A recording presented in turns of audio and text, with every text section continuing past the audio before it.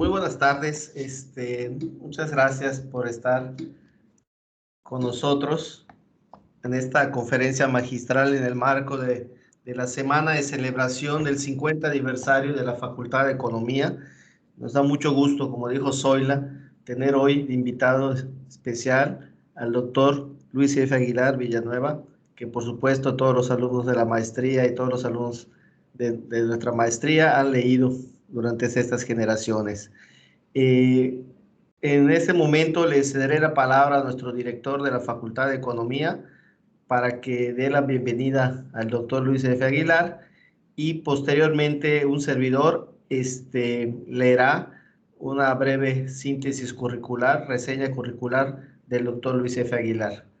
Muchas gracias. Luis, doctor Luis Araujo.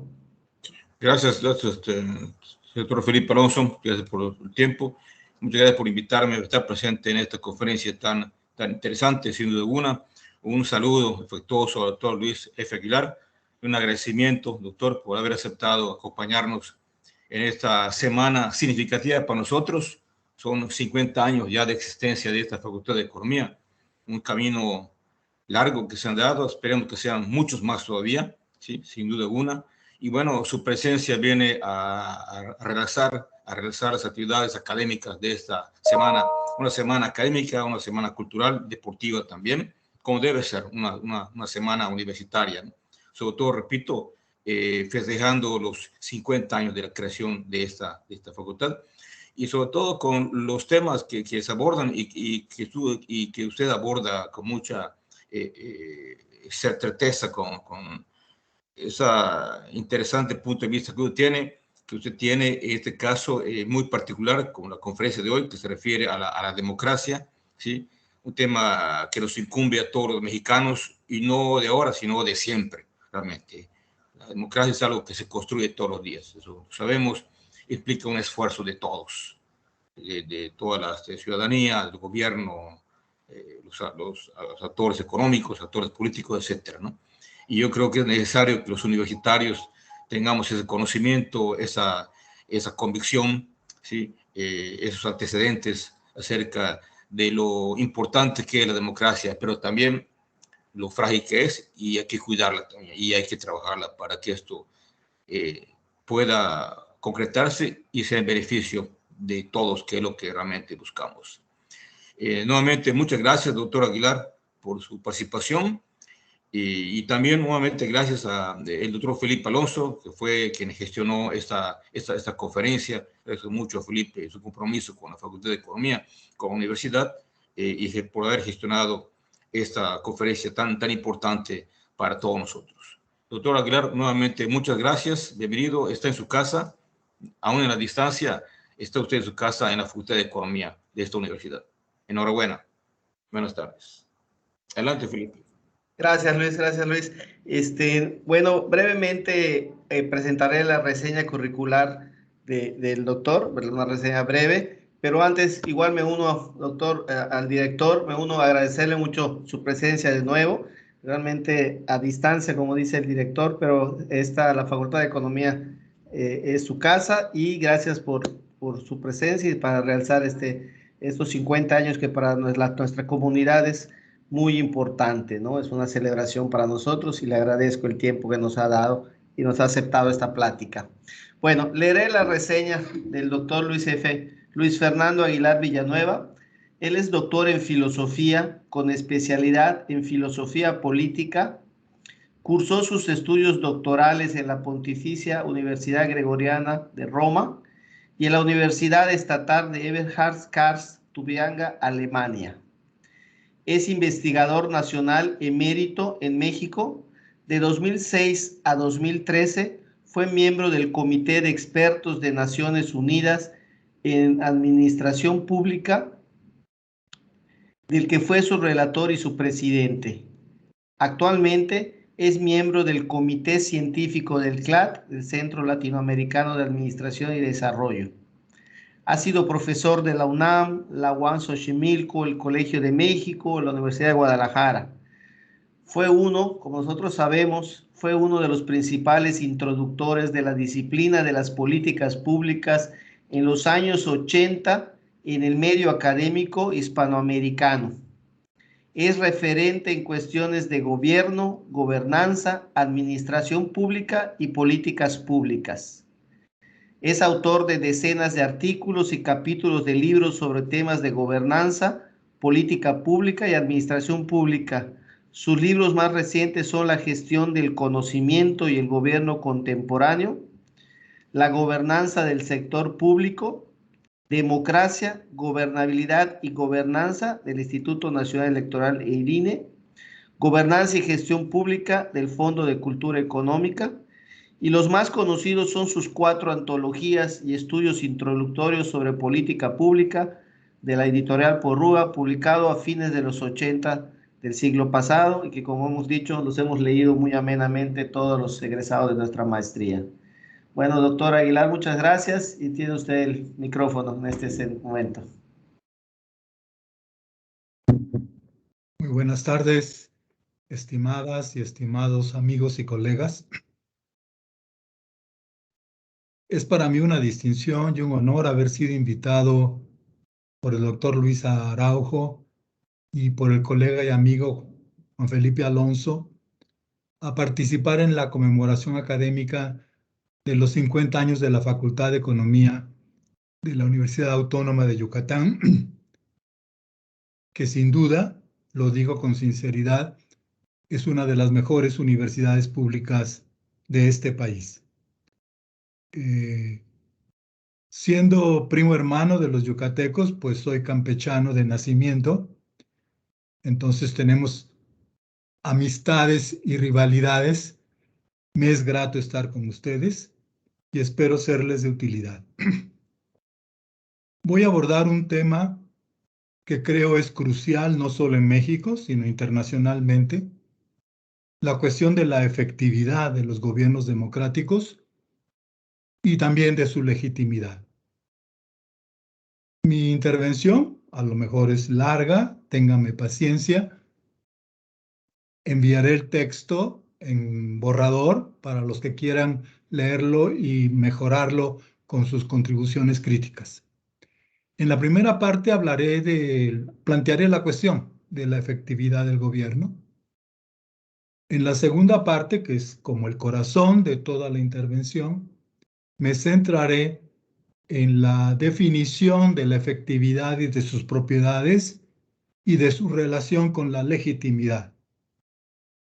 Y en la última parte tomaré algunas conclusiones en la que yo tal vez enunciaré y abrimos el camino para otra relación futura sobre la nueva gobernanza pública o cogobernanza de múltiples actores que comparativamente a otras formas de gobernar es más efectiva. Pues dicho esto y con mi agradecimiento, entro de lleno a la conferencia. El problema del gobierno democrático. La pregunta acerca de si los gobiernos tienen la capacidad de dirigir a sus sociedades.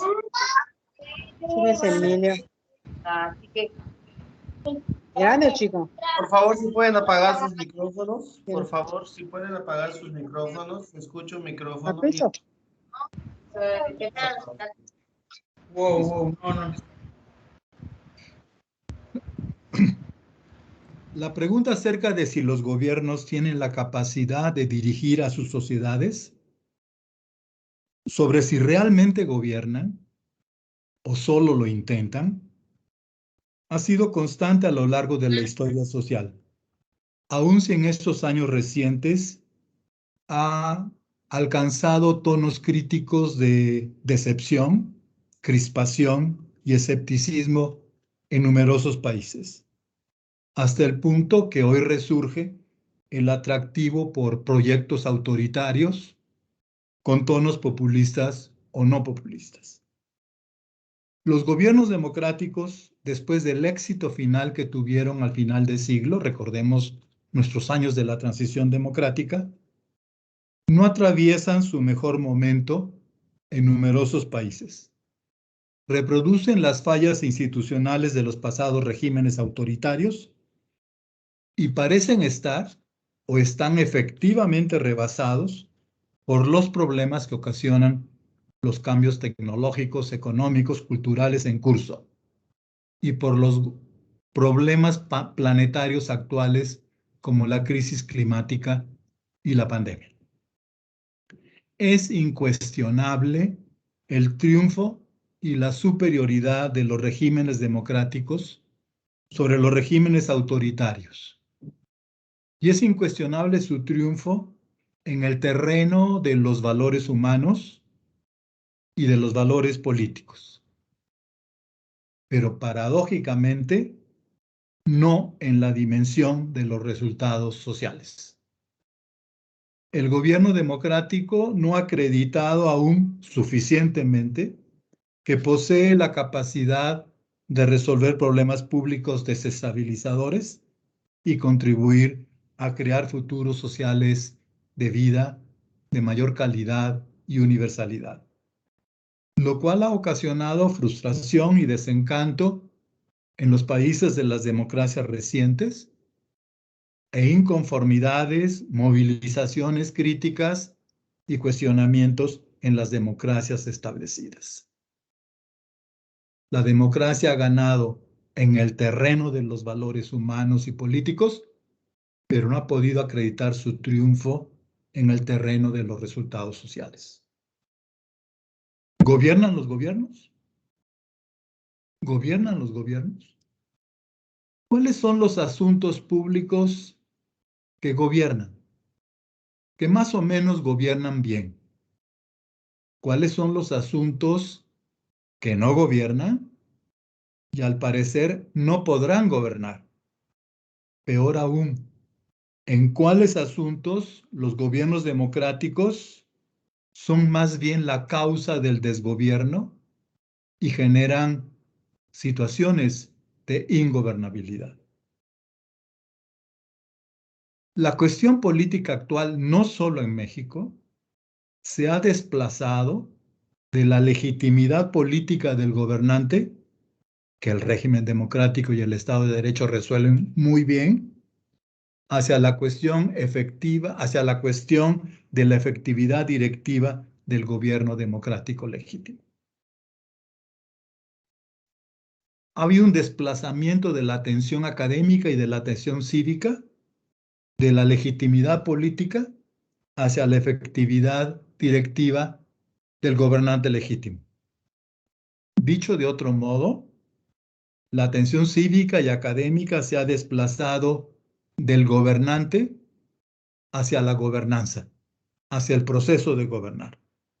La cuestión y la preocupación política actual no se centra ya tanto en el gobernante, en su posición de autoridad legítima, sino en su proceso de gobernar, en su gobernanza.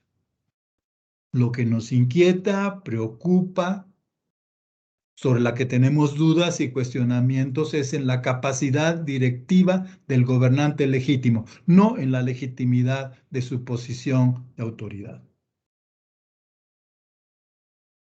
Más a fondo, la cuestión actual no se centra ya en la superioridad axiológica y política del régimen democrático, sino en la capacidad financiera, cognitiva, técnica, gerencial del gobierno democrático en la conducción y coordinación de la sociedad. Ahora interesa más una democracia de resultados y no solo una democracia de valores. La intención de esta presentación inicial fue abrir el camino al planteamiento de la cuestión de la efectividad directiva del gobierno democrático, que es hoy la cuestión crucial, la cuestión decisiva, que hay que resolver para no recaer en absurdos regímenes autoritarios. Entremos, pues, al segundo punto de la definición de la efectividad del gobierno democrático. La cuestión acerca de la capacidad y efectividad directiva de los gobiernos democráticos legítimos, sea de los recientes como de los establecidos y ejemplares, tienen varias causas.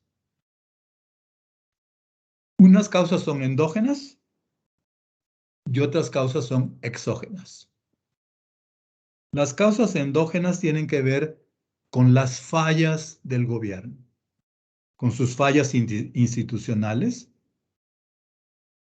arbitrariedad, corrupción, opacidad, discriminación, con sus fallas financieras, desequilibrios crónicos entre ingreso y gasto público, mala asignación de los recursos, desperdicio de recursos, endeudamiento inmanejable, insuficiente control del gasto.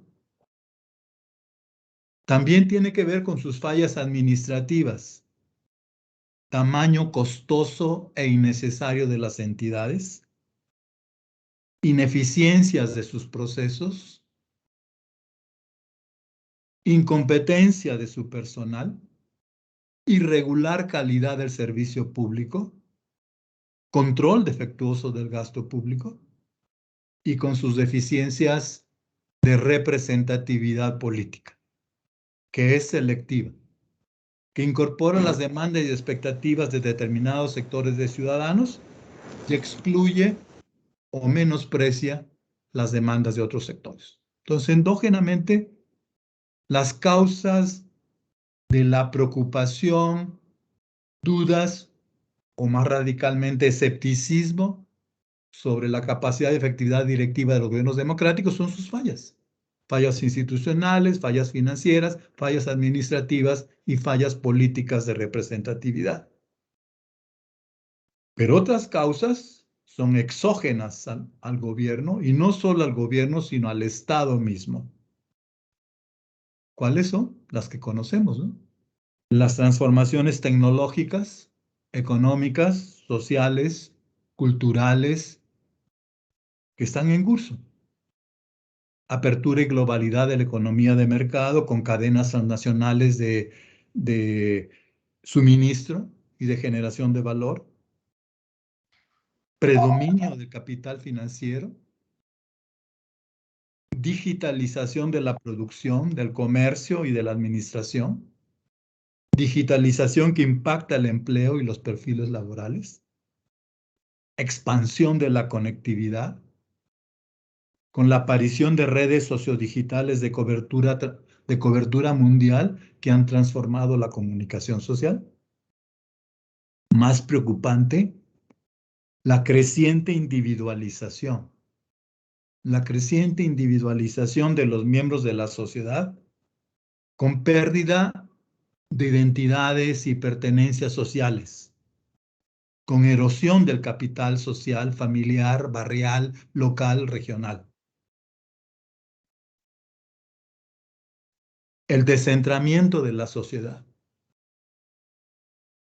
En nuestra sociedad actual no existe solo un centro de mando, control y dirección soberano, sino existen varios centros que influyen en las preferencias, expectativas y valores sociales.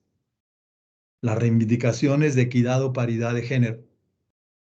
Las reivindicaciones de la diversidad sexual. Añadamos el cambio climático y la destrucción incesante de los ecosistemas terrestres y marinos.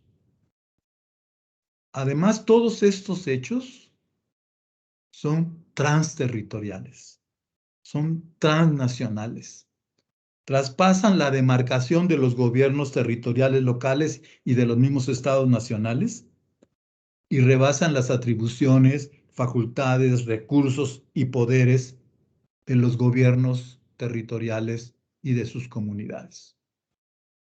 Entonces, tenemos fallas endógenas y fallas exógenas. La cuestión de la inefectividad de los gobiernos por estas dos clases o conjuntos de fallas rompe la equivalencia tradicional aceptada de que la actividad del gobierno, por ser del gobierno, es sin más actividad de gobierno. Se ha roto esta equivalencia en la que fuimos socializados, que la actividad del gobierno es sin más actividad de gobierno. No es así. La actividad gubernamental no es sin más actividad gubernativa, directiva, rectora, con capacidad y efectividad de solución de problemas y de realización de objetivos de valía social. Lo que experimentamos y conceptualizamos es que lo gubernamental no es sin más gubernativo, directivo. El gobierno democrático legítimo tiene sin duda el derecho pleno de decidir sus planes, políticas, inversiones y programas. Pero son numerosas las evidencias que muestran que el derecho a decidir del gobernante no es equivalente a la efectividad directiva de sus decisiones, a la idoneidad directiva de sus decisiones.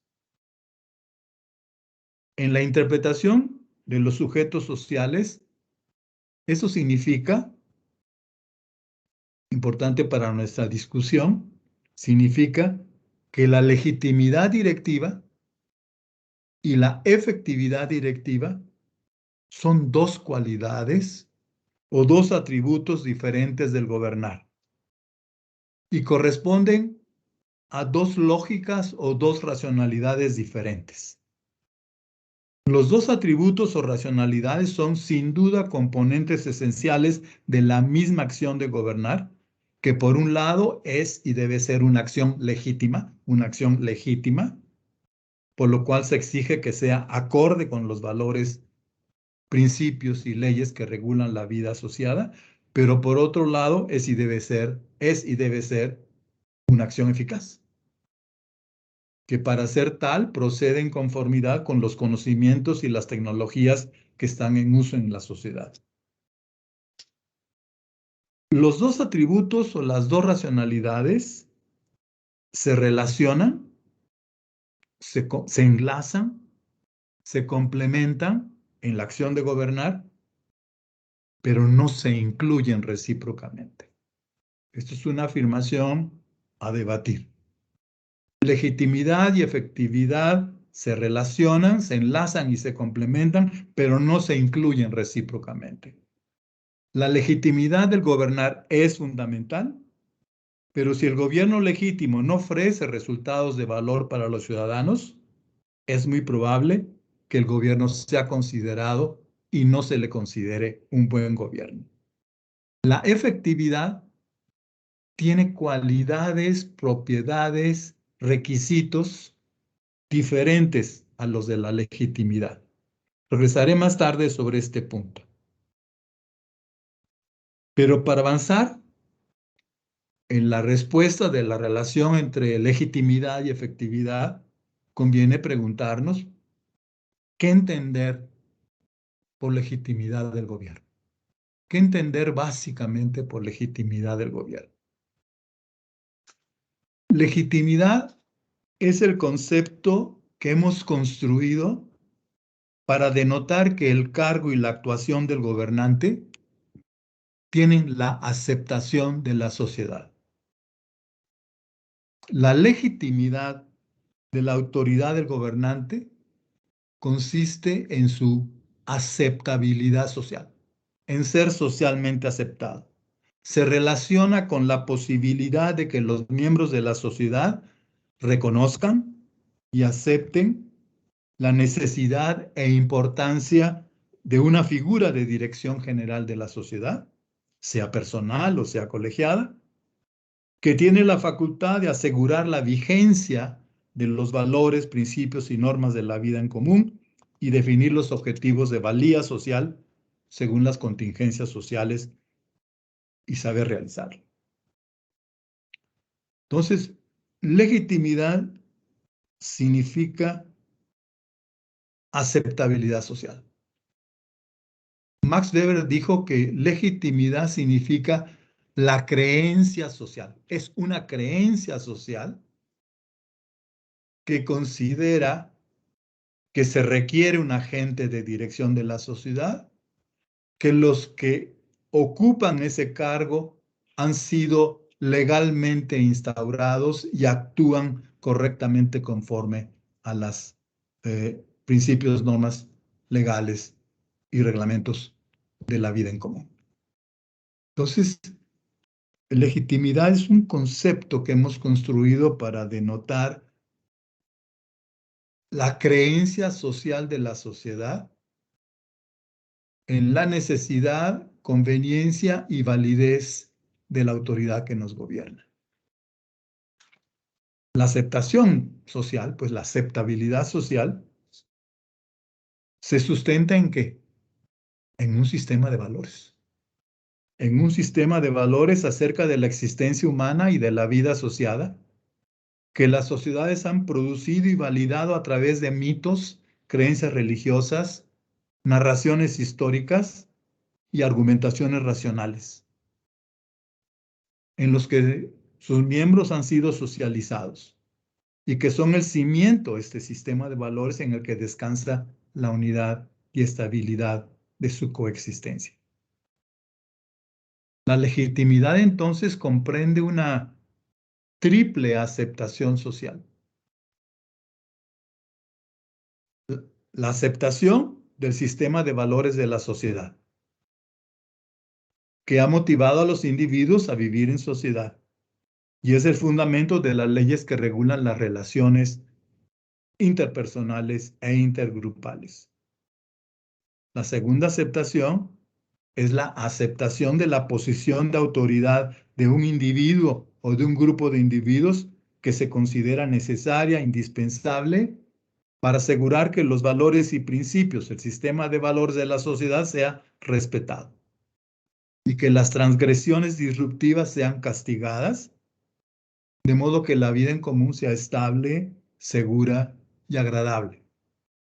Y la tercera aceptación es la aceptación de las decisiones directivas, hoy diríamos planes, políticas, programas, la aceptación de las decisiones directivas que toma el gobernante y que se considera que son acordes con los valores, principios y normas del ordenamiento social. Entonces, legitimidad es la aceptabilidad social y la aceptabilidad social tiene estos tres dimensiones o tres apartados. La aceptación del sistema de valores de la sociedad, la aceptación de la posición de autoridad de un individuo a fin de que ese sistema de valores sea socialmente vigente, efectivo. Y tres, la aceptación de las decisiones directivas de este gobernante con autoridad legítima, porque las decisiones que toma son acorde con esos principios del sistema de valores. Indudablemente, la legitimidad es una propiedad esencial del gobernar democrático. Pero aquí sí viene el punto que presten la atención, reflexionen, es debatible. Yo estoy convencido de esa distinción, pero no necesariamente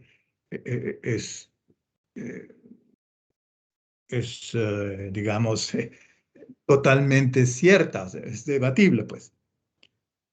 La legitimidad es una propiedad esencial del gobernar, pero el hecho de que el gobernar del gobernante sea legítimo no significa que sea efectivo. Las dos propiedades son esenciales, legitimidad y efectividad, pero son diferentes y no se incluyen recíprocamente. Sin duda, la efectividad gubernativa implica la legitimidad, sin duda. Pero la legitimidad no implica sin más la efectividad. Este supuesto, o si quieren, este teorema es fundamental en mi exposición. La efectividad gubernativa implica legitimidad, pero la legitimidad no implica sin más efectividad. En efecto, sin legitimidad política, el gobierno no puede ser eficaz, pues va a enfrentar naturalmente el rechazo de la sociedad, que va a desconocer su derecho a gobernarla y que no va a aceptar su obligación a obedecer y seguir las instrucciones y programas del gobierno. ¿Ok? La efectividad requiere legitimidad porque si no hay legitimidad, hay rechazo social, hay desobediencia, hay repudio, hay deserción. Pero no porque es legítimo políticamente y hasta dispone de una mayoría apabullante electoral, un gobierno tiene la capacidad de dirigir a su sociedad. ¿Por qué? Porque la dirección y la efectividad de la dirección tiene otra lógica de acción, otros requisitos operativos, otra racionalidad, implica y requiere información y conocimiento sobre la composición y las causas de los problemas de la sociedad a atender, conocimientos científicos de causalidad, saber las relaciones causa-efecto que permiten calcular si los efectos de las acciones que deciden serán equivalentes o similares a los objetivos que se buscan realizar. Requiere también conocimientos accionables mediante tecnologías, además de destreza de gestión financiera, competencia administrativa, capacidad de diálogo y concertación con los sectores ciudadanos y con los opositores políticos. La efectividad, además de legitimidad, conforme a valores, conforme a normas legales, la efectividad requiere racionalidad técnica, racionalidad científico-tecnológica, racionalidad gerencial y también racionalidad política, capacidad de concertación, acuerdos, treguas, etc. La consideración que voy a hacer es fundamental en este momento. La efectividad del gobernar, la efectividad, remite a la causalidad. Implica un juicio causal, un cálculo de los efectos de las acciones decididas o a decidir. Y la causalidad remite al conocimiento. Esto es decisivo, ¿no? La efectividad implica causalidad y la causalidad implica conocimiento porque el conocimiento es la actividad que indaga, conjetura, identifica, valida las relaciones causa-efecto en los hechos naturales, en los hechos sociales y entre los hechos naturales y sociales. Y la causalidad es lo que permite al gobernante o a los ciudadanos participantes en las decisiones del gobernante calcular los efectos y los costos de las acciones y estimar el grado de solución de los problemas y el grado de realización de los objetivos públicos. Sí, esto no es cosa del otro mundo, pero lo olvidamos o no lo destacamos. La efectividad requiere causalidad, la causalidad requiere conocimiento. Punto. ¿Quieres un gobernante efectivo? Entonces requieres un gobierno informado y un gobierno conocedor. ¿Sí? Y un gobierno conocedor, que como vamos a decir ahora, se basa en relaciones de causa-efecto que le permiten calcular los efectos y los costos de sus acciones para resolver problemas y realizar objetivos. La efectividad actual, la de nuestro siglo, la de nuestra generación, se sustenta en las ciencias y en las tecnologías, que son los conocimientos en los que el gobierno y la sociedad alcanza su máximo nivel de comprobación, formalización, codificación, difusión y aceptación social. Sin conocimiento, el poder político no tiene la capacidad de gobernar. Dicho metafóricamente, suelo decir, así un poco dramáticamente, sin conocimiento el poder no puede. Sin conocimiento el poder no puede. Simplemente no puede hacer las cosas que la sociedad requiere y espera del gobierno o del poder público en general. No es posible al gobierno construir y mantener la infraestructura física de la sociedad, la producción y distribución de la electricidad, del petróleo, del gas, ni suministrar servicios de salud y educación, ni proteger los ecosistemas terrestres y marinos sin conocimiento, sin bases de datos incluidas, sin conocimientos de física, ingeniería, biología, química, de salud pública y sin conocimientos económicos, de racionalidad de las decisiones, ¿no? Sin conocimientos contables, sin conocimientos administrativos, sin conocimiento y bases de datos, el poder del gobierno, aun si soberano, discursivamente, simplemente no puede. No puede realizar sus funciones públicas. He dicho dos cosas que sí conviene que le presten atención y las examinen críticamente. La primera es que la efectividad incluye la legitimidad, pero la legitimidad por sí misma no incluye efectividad o no es efectividad. Son dos lógicas, dos racionalidades de acción diferentes.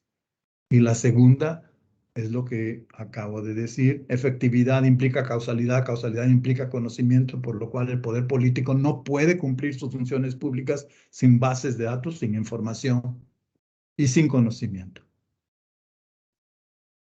En la cuestión de la efectividad del gobierno y del gobierno democrático, suelo hablar de las 5 I's. Ilegitimidad, impotencia, incompetencia, ineficiencia e insuficiencia. ¿Sí? Ilegitimidad, impotencia, incompetencia, ineficiencia, insuficiencia, que es el tema hoy contemporáneo. El gobernar es inefectivo si el gobernante es ilegítimo. Como dijimos, la sociedad no reconocería su derecho a gobernarla y no aceptaría la obligación de subordinarse a sus leyes y políticas. Un gobierno ilegítimo, de entrada, por definición, es ineficaz. Está condenado a la inefectividad. Pero siendo legítimo, puede ser o es directivamente impotente. Y es impotente porque carece de los poderes y recursos legales, financieros y administrativos para poder gobernar. ¿Sí? Mucho del drama de los gobiernos democráticos recientes de transiciones democráticas es que eran legítimos, pero eran impotentes. No disponían de los recursos legales, financieros, administrativos para poder gobernar y conducir a su sociedad. Pero supongamos que los gobiernos tienen esos recursos, esos poderes, dispone de ellos, pero va a ser incompetente o es incompetente porque los subutiliza, los desaprovecha. Hay muchos gobiernos que realmente poseen recursos hacendarios, legales, administrativos y políticos, pero que sus decisiones los subutilizan o los desaprovechan en inversiones, en asignaciones de recursos. ¿Sí? En los últimos 40 años, al menos mi generación, los gobiernos fueron cuestionados no tanto por ser incompetentes, impotentes o ilegítimos, aunque sí lo fueron de algún modo.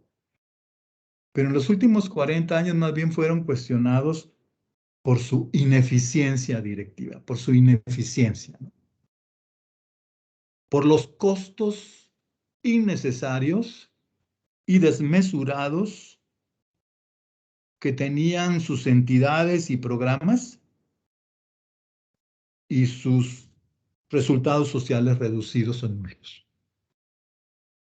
Mi generación, yo crecí en esta idea de gobiernos ineficientes cuyo gasto era desproporcionado y desmesurado para los beneficios sociales que producían. La cuestión de la ineficiencia pública, planteada y abordada por el movimiento de la política de ajuste, de la cual voy a hablar después, y la nueva gestión pública, sigue viva en nuestro país, en nuestra región. Y se combaten sus causas, ¿no? Desde la hipertrofia del sistema administrativo hasta la corrupción, el derroche y la desproporción entre los beneficios sociales producidos y los costos de su producción y provisión. Sin embargo, recientemente, no solo en México, sino mundialmente, la cuestión se ha concentrado en la insuficiencia del gobierno. Este es el tema actual. Y ese es el punto el blanco de la crítica actual a los gobiernos. Los gobiernos son insuficientes. Este es un tema que sí quiero que también lo reflexionen críticamente. La insuficiencia. La insuficiencia directiva significa que los gobernantes, aun si son legalmente constituidos, legalmente intachables, financieramente responsables, administradores competentes y discursivamente creíbles, no pueden ya ellos solos, con sus ideas, sus recursos, sus poderes, definir los objetivos que importan a sus sociedades y menos aún realizar los objetivos que importan a sus sociedades. No pueden ya por sí solos resolver problemas públicos relevantes que son complejos en su composición, en su causalidad, en sus interrelaciones y que además muchos de ellos, los más importantes, son transterritoriales. Desbordan Yucatán, desbordan México, desbordan la región Latinoamérica. ¿Sí? Probablemente nos cueste reconocerlo porque contradice el concepto de gobierno en el que hemos sido socializados. Pero los gobiernos ya no pueden definir solos el proyecto de nación, el plan o la agenda de desarrollo del Estado o del municipio, y no pueden solos realizarlo. La nueva situación de insuficiencia de los gobiernos conduce a establecer una nueva relación entre los estados, entre los gobiernos, entre el gobierno y los agentes sociales, económicos, civiles e intelectuales. Y esa relación se va a estructurar y caracterizar por la interlocución, la cooperación, la corresponsabilidad, la asociación. Quizás lo tocamos después, lo abordaremos más adelante. ¿Sí? El problema hoy de nuestros gobernantes, no solo en México, no solo en Latinoamérica, es que son insuficientes. Aunque sean ineficientes, aunque sean competentes, aunque sean potentes, estén dotados con los recursos necesarios, básicos para poder gobernar y aunque sean legítimos, hoy, en el siglo XXI, por la complejidad de los problemas públicos, ya no pueden ellos solos, con sus recursos, gobernar. Requieren de los demás, necesitan de los demás, dependen de las ideas, los recursos, las actividades de los demás. Y esto te lleva a otro modo de gobernar, con lo cual concluiré. Esto es, por lo cual sí es como muy inquietante cuando ves pretensiones de gobiernos que creen que pueden ellos solos todavía, que pueden ellos solos gobernar, ¿no? Y que poseen todos los recursos y que toda la sociedad está subordinada a sus ideas, planes, proyectos, ¿no? Eso ya terminó. No solo en México, en los Países Bajos, en los países nórdicos, en Estados Unidos, en Canadá, en las naciones que consideramos dignas de ser emuladas, Los gobiernos ya no gobiernan solos. Se habla de un sistema de gobierno, no de un centro de gobierno, ¿sí? Un sistema de gobierno de múltiples actores, no de un centro de gobierno, de un agente superior, omnisciente, todopoderoso y providencial, con capacidad de subordinar a todos los millones de los agentes económicos, sociales, intelectuales y civiles, ¿no? Bueno, esta cuestión que estoy planteando, evidentemente, quizás no lo he destacado, cuando planteamos problemas los académicos o planteamos problemas los ciudadanos comprometidos, no nos interesa dramatizar el problema, ¿no? Nos interesa resolver el problema, ¿sí? Entonces, si yo estoy poniendo el énfasis en el problema es porque se trata del planteamiento del problema que todo académico tiene que hacer y tratar de entenderlo en sus diversos componentes. Pero no es para dramatizar el problema. No somos periodistas hipercríticos, ¿no? Somos agentes académicos o agentes cívicos ciudadanos que nos interesa resolver los problemas, ¿ok? Bueno, esta cuestión sobre la efectividad de los gobiernos legítimos democráticos se planteó desde los años 70 del pasado siglo. Hubo un libro parteaguas que los que han estudiado ciencia política o economía política seguramente conocen. Ese libro parteaguas de 1975 se llamó La crisis de la democracia. 2 puntos. Reporte a la Comisión Trilateral sobre la gobernabilidad de las democracias. La Comisión Trilateral en los años 70 era Europa, Estados Unidos y Japón, ¿no? Que eran las 3 potencias económicas dominantes, ¿no? Serían el equivalente hoy al grupo de los 7 o al grupo de los 20, ¿no? Bueno, ellos encargan a 3 connotados intelectuales de fama mundial, Michel Crozier, Sam Huntington y Tadao Watanuki, escribir un libro sobre lo que estaba pasando con la democracia. Y ellos escriben este libro que se llama La crisis de la democracia. Y este libro a mí me impresionó mucho cuando lo leí prácticamente semanas después de recién salido. Advirtió que era necesario y urgente rehacer el modo como gobernaban los gobiernos democráticos de la segunda mitad del siglo XX. Tenían que rehacer su patrón de gobernar, su modo de gobernar, sus instrumentos de gobernar, a fin de reconstruir y fortalecer su autoridad política, que iban perdiendo, y su capacidad financiera y administrativa, que se volvía cada vez más precaria.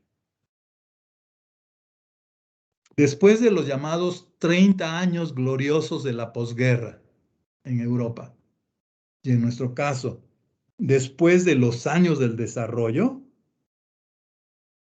piensen en años 60, piensen en años 70, los gobiernos democráticos fatigaban en dirigir a sus sociedades y fatigaban en conducirlas a niveles superiores de bienestar y seguridad social. Sin corregir e innovar el modo normalizado de gobernar, se estaría al borde de la crisis de la democracia, que era un escenario no solo probable, sino inminente. Son años de Guerra Fría, ¿no? Y la crisis de la democracia favorecería el ascenso mundial de la opción comunista en numerosos países. Piensen en América Latina, después de la Revolución Cubana del 59. Bueno, este libro, que es un parteaguas, lo novedoso y lo lúcido del libro fue que no ubicó la crisis de la democracia en el Estado de Derecho racionalmente incuestionable. Tampoco ubicó la crisis de la democracia en el régimen institucional democrático de libertades políticas. ni en la economía de mercado estructurada por la racionalidad costo-beneficio de productores y consumidores. La crisis de la democracia no está en el Estado, no está en el régimen democrático, no está en el mercado. La probabilidad de la crisis se ubica en el gobierno. Son los primeros que lo dicen, ¿no? La probabilidad de la crisis se ubica en el gobierno y específicamente en la acción de gobernar del gobierno, en la gobernanza, en la manera como el gobierno democrático adopta e implementa sus decisiones directivas, en los supuestos de sus políticas, en sus esquemas de gasto, en sus relaciones fiscales y políticas con las organizaciones económicas y sociales de la ciudadanía. Esto es algo nuevo, ¿eh? El problema o la eventual o probable crisis de la democracia se ubica en el proceso de gobernar. No está en el Estado, no está en el régimen democrático, no está en el mercado, sino está en el modo como gobiernan los gobernantes. Y al centrarse el problema y la probable crisis en el gobernar, fue lógico que elaboraran los autores los conceptos inéditos de gobernabilidad e ingobernabilidad, que hoy no son comunes, pero que en los años 70 ni en las ciencias sociales, ni en las ciencias jurídicas, ni en la filosofía política se hablaba de gobernabilidad e ingobernabilidad. Como ellos ubican el problema en el gobierno, pues entonces crean este concepto. Advertían que hay modos de gobernar democrático que hacen improbable el gobierno de la sociedad, ingobernabilidad, y gobiernos democráticos que hacen probable el gobierno de la sociedad, gobernabilidad. Mire, sin entrar en detalles, la premisa del libro, si lo leyeran ustedes esta noche, sigue siendo vigente. La premisa del libro fue, cito, el pesimismo actual sobre la democracia. Y la pregunta cuestionadora fue directa. Cito, ¿la democracia política así como existe ahora es una forma viable de gobierno para los países industrializados? ¿Pueden estos países seguir funcionando al final del siglo XX con las formas de democracia política heredadas que se desarrollaron durante el siglo XX? Los autores concluyeron que la probabilidad de la crisis democrática se debe a una sobrecarga de demandas hacia el gobierno que rebasan su capacidad de gobernar, de darle respuesta. Entonces ellos lo dicen claramente, el dilema central de la gobernabilidad de la democracia, cito, es que crecen las demandas al gobierno democrático y la capacidad del gobierno está estancada y en disminución. Cito, la causa del malestar actual es la disminución de los recursos materiales y de autoridad política, que son condiciones necesarias para que los gobiernos puedan responder a las demandas y necesidades sociales.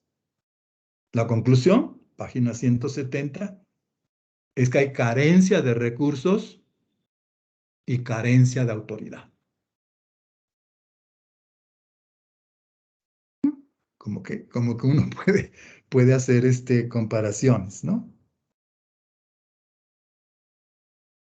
Sabemos que concretamente y casi inmediatamente la propuesta para aumentar los recursos y la autoridad del gobierno democrático y en correspondencia disminuir el flujo de las demandas que se canalizaban exclusivamente hacia el gobierno y no hacia otros agentes de la sociedad. ¿Sí?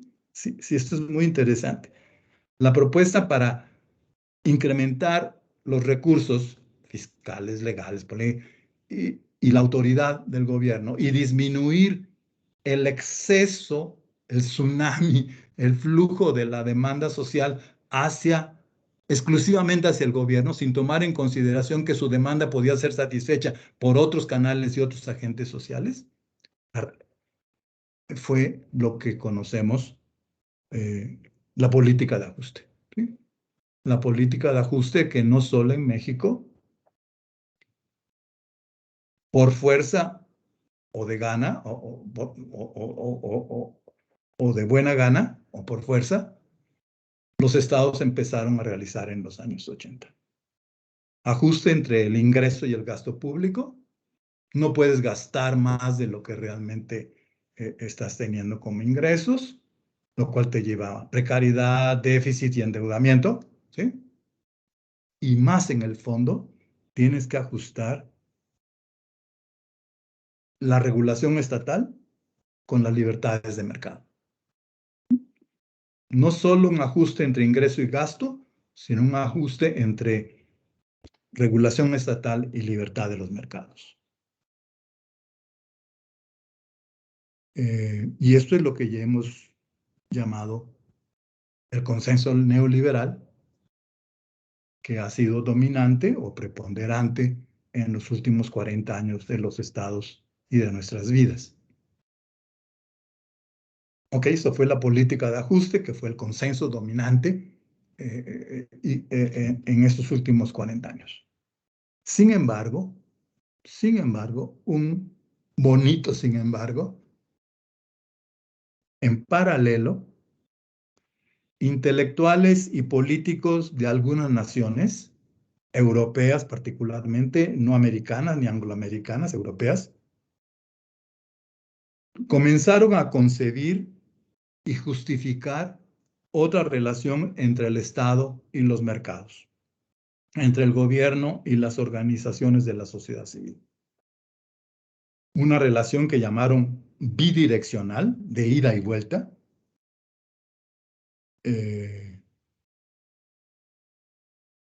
y una relación complementaria entre los recursos del Estado y los recursos de la sociedad. Ellos empezaron a idear y justificar otra relación entre Estado, mercado y entre Estado y organizaciones civiles u organizaciones ciudadanas. Su propuesta de gobierno se opuso tanto al tradicional intervencionismo gubernamental, ¿sí? O al tradicional gubernamentalismo interventor, ¿no? Como a la governance by markets, ¿sí? Se opusieron por insuficientes e ineficientes tanto a la gobernanza por el gobierno como a la gobernanza por los mercados, con sus desregulaciones, privatizaciones, externalizaciones, subcontrataciones de empresas para producir y distribuir los bienes y servicios públicos. Ese nuevo movimiento intelectual y político rompió con el antagonismo entre el Estado y el mercado en el que hemos sido socializados, ¿sí? Y antagonismo que siguen alimentando muchos políticos. Y cuestionó al mismo tiempo que la posibilidad de gobernar a la sociedad fuera solo por la acción y los recursos y las reglas de los mercados competitivos, ¿sí? Esto es como la gran idea que empieza a surgir en los años 90. En 1993 sale un libro de un querido colega, Jan Koyman, de la Universidad Erasmus de Rotterdam. Hay una escuela holandesa que lanzó esto con mucha fuerza, con los que me gusta interactuar porque son, además de inteligentes, son cordiales. Se opusieron tanto a esta idea exclusiva de un gobernar por el gobierno, o a esta idea exclusiva y entonces entusiasmante, ¿no?, de un gobernar a través de los mercados y solo por los mercados, ¿no?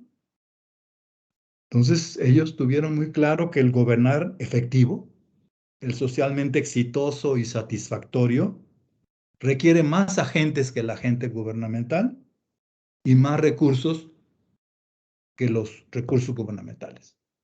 pero al mismo tiempo requiere más agentes que los agentes corporativos y más recursos que los recursos corporativos. Esto es, créanme que es para mí, es una gran intuición. Entonces, ante la insuficiencia directiva de los gobiernos democráticos,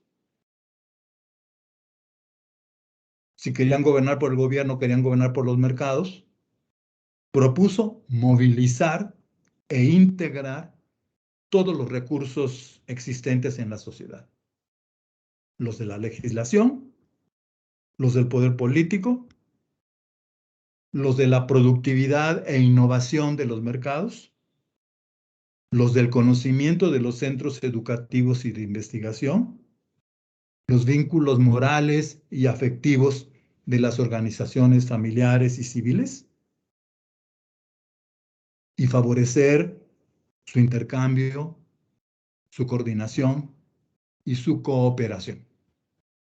Un nuevo modo de gobernar, una nueva gobernanza pública comparativamente más efectiva que la del consenso neoliberal y que la del consenso estatal o neoestatista también, que corremos ese riesgo actual.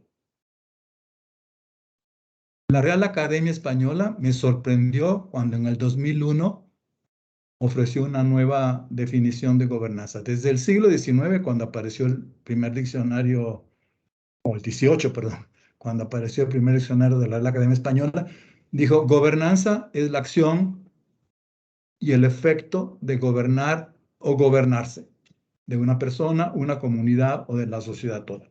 Perfecta definición. Gobernanza es la acción de gobernar, la acción y el efecto de gobernar o gobernarse de una persona, sociedad. Pero en el 2001 me sorprende la definición de la RAE porque recoge los avances de las teorizaciones sobre gobernanza nueva, alternativa que se estaban haciendo y la definió así. Arte o manera de gobernar que se propone como objetivo el logro de un desarrollo económico, social e institucional duradero, promoviendo un sano equilibrio entre el Estado, la sociedad civil y el mercado de la economía. Fantástico, ¿no? Dejen claro que no puede haber ya un desarrollo económico, social e institucional duradero solo con el Estado, o solo con la economía del mercado, o solo con las organizaciones de la sociedad civil. Hay que movilizar los recursos de esas tres grandes agentes sociales e integrarlos. Entro al tercer apartado de conclusiones. Y voy a concluir con dos observaciones que apuntaré más que analizar. La primera se enfoca en la legitimidad, en su desarrollo, en su auge y en su riesgo. La segunda sobre la nueva gobernanza que acabo de aludir, de mencionar, que prácticamente estos años de mi vida me he dedicado a ello y que asegura una mayor efectividad. Bueno, se llama legitimidad de origen si y cuando la titularidad o la posición de autoridad del gobernante se instaura de acuerdo con las leyes electorales específicas de un régimen democrático. Eso es legitimidad de origen, ¿sí? No hay trampa en la competencia ni en el cómputo de resultados. Hay legitimidad de origen. Su instauración como autoridad es correcta, es legal. La legalidad de la actuación del gobernante en sus políticas públicas, programas sociales, servicios públicos, inversiones públicas, constituye la legitimidad del proceso. ¿Sí? La legitimidad de origen es su instauración, la legitimidad del proceso es su actuación. Las dos legitimidades se complementan y consolidan recíprocamente, pero pueden también afectarse recíprocamente. La legitimidad de origen es necesaria, absolutamente necesaria, pero no es definitiva. Puede perderse si y cuando la actuación gubernamental conlleva transgresiones legales que al alcanzar niveles de gravedad inaceptable terminan o pueden terminar en juicio de procedencia, en juicio político, en destitución del cargo o en revocación del mandato y concretamente en pérdida de la potestad original otorgada. ¿Sí? Entonces, la legitimidad de origen puede perderse si la actuación del gobernante legítimo incurre en tal número de transgresiones legales con daños a la sociedad que le hacen que vaya perdiendo legitimidad porque no está actuando conforme a las normas legales del ordenamiento normativo del Estado. O bien, cuando, aún sin transgresiones, la ciudadanía considera que el gobierno se ejerce sin representar en un nivel aceptable sus preferencias y expectativas y sin responder suficientemente a sus demandas y requerimientos. Y en cambio es capturado por los intereses particularistas de sus socios políticos, económicos o intelectuales. No importa la magnitud de la legitimidad de origen con eventuales mayorías extraordinarias, si la posterior actuación directiva del gobernante mayoritario implica transgresiones, si es inexplicable su negligencia en atender las expectativas sociales, o si las reformas constitucionales, legales, fiscales y de políticas que impulsa son consideradas injustificadas, oportunistas y marcadas por prejuicios a sectores específicos de ciudadanos con efectos nocivos para el conjunto de la sociedad. Actualmente se ha vuelto importante la consideración que la legitimidad de origen y actuación es reversible, ¿no? Todas las veces que la regulación de las políticas y los servicios de los gobiernos no producen resultados tangibles de beneficio público ni dan respuesta satisfactoria o suficiente a la demanda social, aun si el comportamiento del gobierno y de sus entidades administrativas no incurren en transgresiones legales. Y empezó a surgir una tercera expresión, más allá de legitimidad de origen y legitimidad de proceso, que es la que se llama hoy legitimidad de resultados o legitimidad por resultados, ¿sí? Y la legitimidad de por resultados es la situación en la que el gobernante legítimo produce resultados de valor para los ciudadanos, ¿no? Y la ilegitimidad de resultados o por resultados ocurre todas las veces que el gobernar no produce los resultados sociales esperados y exigibles, ¿no? Sí quiero decir que yo estoy más convencido en la expresión legitimidad de origen y legitimidad de proceso. Me cuesta más hablar de la legitimidad de resultados o por resultados por la siguiente razón, muy académica además, ¿no? Porque los resultados tienen que ver con la causalidad empírica de las acciones, ¿sí? Con la lógica científica tecnológica. Y no tiene que ver con la axiología del orden normativo legal, ¿sí? ¿Sí? Los resultados empíricos no tienen que ver nada con las leyes, pues, ¿no? Que son las que definen la legitimidad. Pero acá hay un debate muy importante. Entonces, mi primera observación era sobre legitimidad de origen, de proceso y de resultados. Y la segunda consideración, que esta es la que sí quiero que le presten la atención con la que me han estado distinguiendo. La segunda consideración tiene que ver con la nueva gobernanza pública, que suscitaría otra reunión, que con mucho gusto la podemos hacer. La gobernanza, es decir, la acción de gobernar, ha tenido diversas modalidades o tipos en la historia social y hay diversos modos y tipos de gobernanza en la sociedad actual, según sus asuntos, según sus problemas y según las circunstancias por las que atraviesa.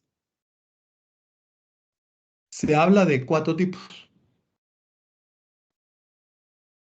De nuevo, si no siguiendo, porque no habla así, no es a pie de la letra, pero con referencia a Cohen.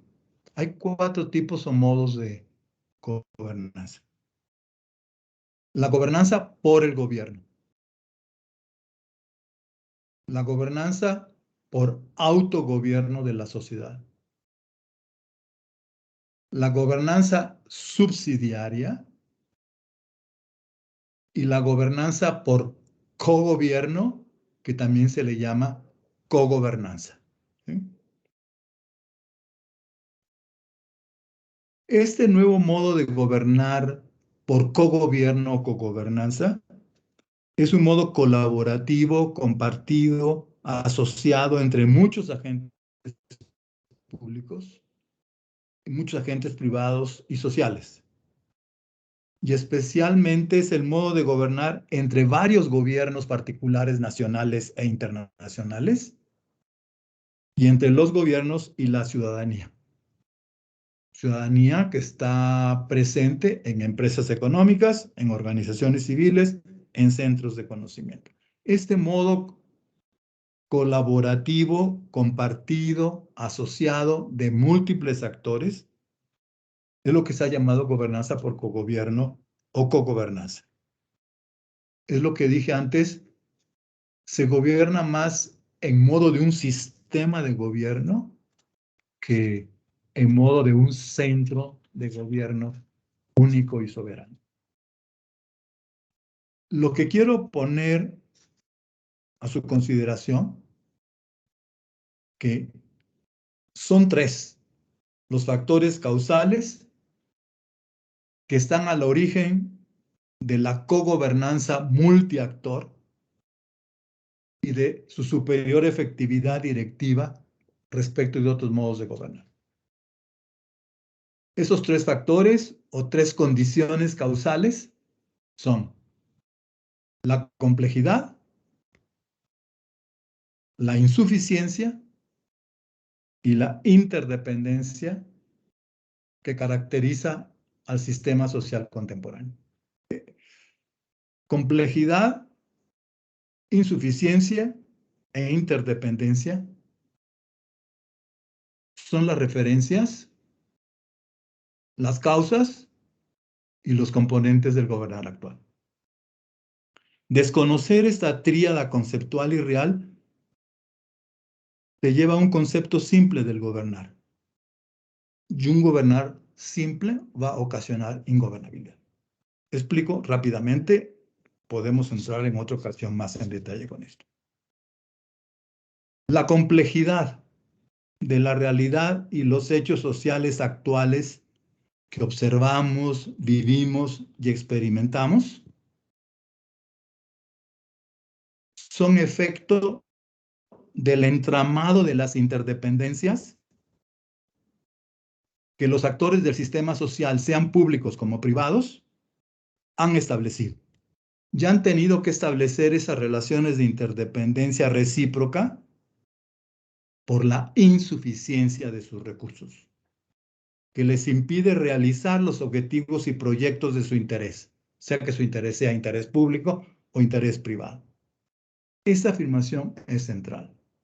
Complejidad, insuficiencia e interdependencia. Porque los agentes públicos y privados no pueden realizar sus intereses y proyectos en una sociedad de realidades complejas y de escala transterritorial y no pueden realizarlos porque carecen de los recursos para conocer bien la composición, las causas y las interrelaciones de esas realidades, han tenido que establecer relaciones de interdependencia que se manifiestan en intercambios de información y conocimiento en suma y unificación de sus recursos en formas de colaboración y en formas de asociación. Esto creo que sin la conversación, concertación, cooperación de múltiples actores, no es posible gobernar los asuntos actuales complejos. Un actor público y privado soberano es historia del pasado, ¿sí? Diciéndolo con Hobbes, es un dios mortal, ¿sí? Sí, eso quiero. La complejidad hace imposible que un agente, sea gobierno, corporación, universidad u organización civil, tenga los recursos para comprender su composición, causas e interrelaciones y tenga los recursos para controlar la dinámica de esta complejidad. Y el reconocimiento de la insuficiencia del gobierno y de la sociedad ante los hechos y realidades complejos de la sociedad actual los lleva a establecer interdependencias, ¿no? Dependencias recíprocas, intercambios, cooperaciones, asociaciones, para sacar adelante tanto los propios intereses privados como los intereses públicos que nos importan de la vida social.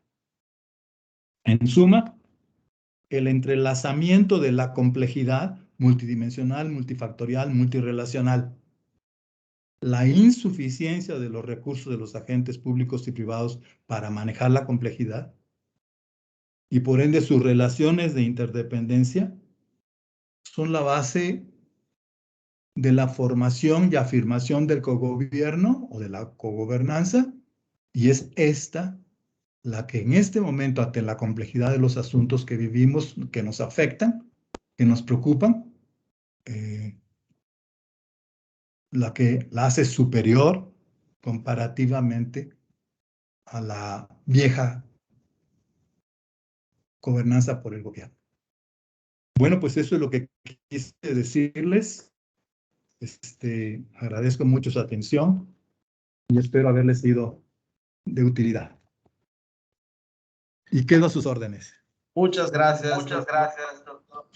Muchas gracias. Y para hacer un poco ágil las preguntas, unos 5 o 10 minutos de preguntas, pueden escribirlas en el chat para que yo pueda leerlas. Si tienen algunas preguntas, algo para el doctor, para que tengamos los próximos 10 minutos. Y mientras escriben las preguntas, doctor, comentarle que un colegio de profesionales de políticas públicas del sureste, donde varios de nuestros egresados, muchos de ellos pertenecen a este colegio, me pidieron poder aprovechar el momento y tenerle en la conferencia para hacerle un sencillo reconocimiento. Entonces, mientras hacemos las preguntas, el colegio se llama Colegio de Maestros en Administración y Políticas Públicas del Sureste, ¿sí? No sé si está el doctor Martín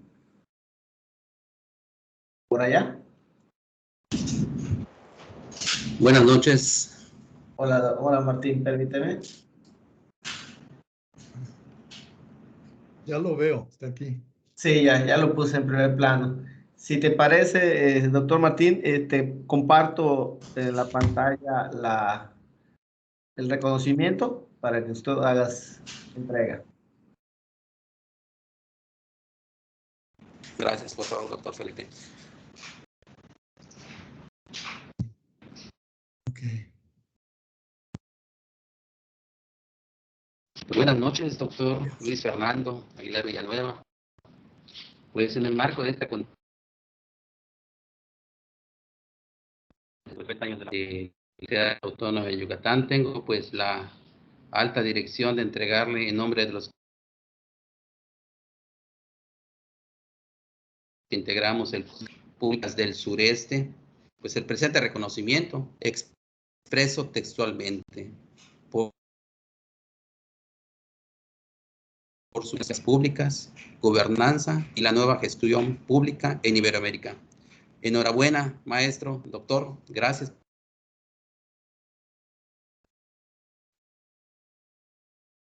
Muchas gracias, sus Martín. enseñanzas, pues, que tengas. Gracias. Muchas gracias, doctor Martín. Muchas gracias. Se la hago llegar a su correo, doctor Luis. Ahí me la van a Por hacer favor. llegar y yo se la hago llegar. Muchas gracias, Por doctor favor. Martín. No sé si tengan alguna pregunta y para poner en el chat o si, permítame, no he checado el chat.